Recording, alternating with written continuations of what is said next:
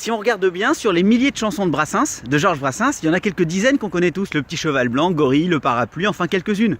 Il a fait des milliers de chansons, des centaines et des centaines de fours, et évidemment plusieurs dizaines, allez, plusieurs centaines de succès qui finalement représentent une petite partie du répertoire, mais évidemment c'est un génie.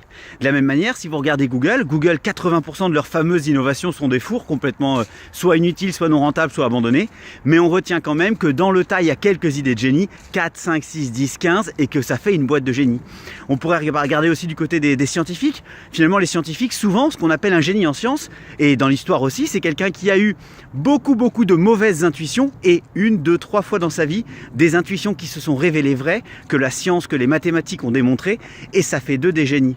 Donc finalement, ce qu'il faut retenir, c'est que le seul moyen de réussir, c'est de se planter 100 fois plus qu'on ne réussit, d'accepter l'idée d'avoir tort, d'affronter l'échec des dizaines et des dizaines de fois.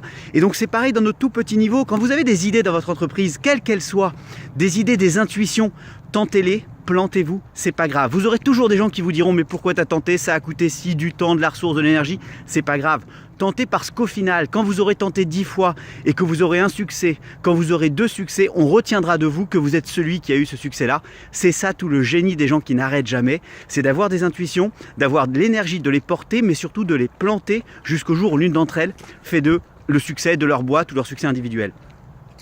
Et ben c'est un peu comme l'algorithme de LinkedIn si on réfléchit bien. Quand vous postez quelque chose sur LinkedIn, il va regarder comment ça marche. Si ça marche, finalement, ça va être l'algorithme va déployer votre post. Ça marche pas, il passera aux oubliettes de l'histoire, de l'algorithme, de votre réseau, c'est-à-dire que personne ne le verra et finalement ça sera pas si grave.